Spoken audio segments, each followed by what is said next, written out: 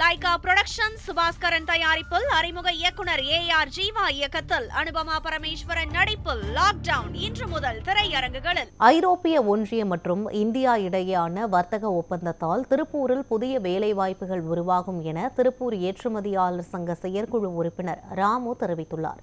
இது தொடர்பாக அவர் தெரிவித்த கருத்துக்களை தற்போது பார்க்கலாம்.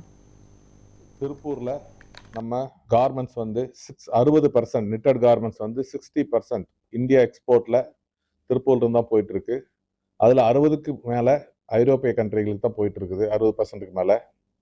இந்த ஒப்பந்தத்தினால நம்மளுக்கு ஆல்மோஸ்ட் 2 மடங்கு ஆர்டர் எச்ஆருக்கு சான்சஸ் நிறைய இருக்கு.